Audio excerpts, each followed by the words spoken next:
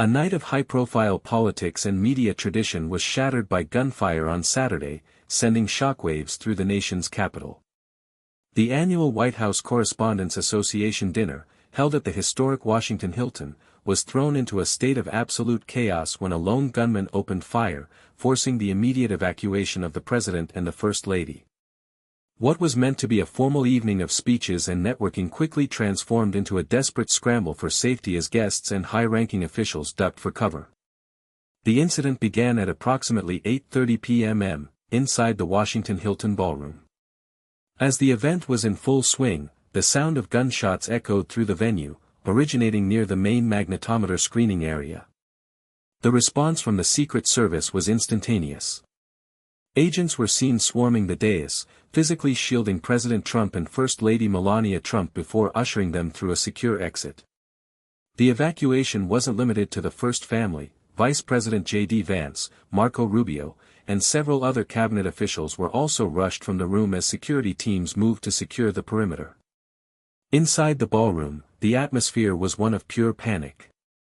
Attendees, including prominent journalists and political figures, were forced to take cover under tables as the situation unfolded.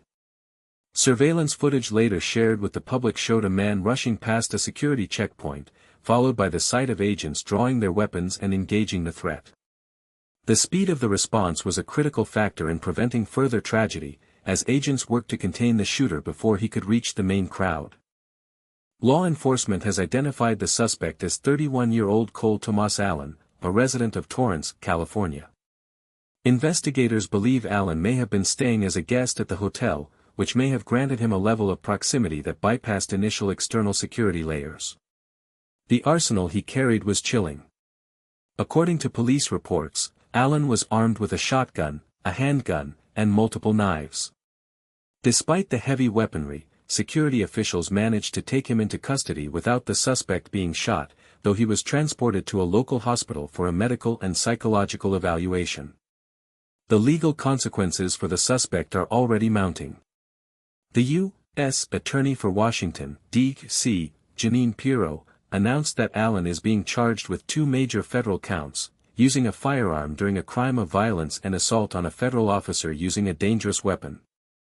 He is expected to be arraigned in federal court on Monday. While the suspect is in custody, the motive behind the attack remains a central focus of the ongoing investigation. Teams of federal investigators have already been dispatched to search his residence in California, looking for clues that might explain what drove him to target such a high-profile event. The location of the shooting carries a heavy historical weight that was not lost on those present. The Washington Hilton is the same site where President Ronald Reagan was shot in an assassination attempt in 1981. This latest breach of security at the venue has raised immediate questions about the safety protocols for large-scale events involving the presidency, especially in an era of heightened political tension. Following the evacuation, President Trump returned to the White House, where he addressed the media. He praised the Secret Service for their rapid response, noting that he had initially wanted to stay and continue the event but was overruled by his security detail for safety reasons.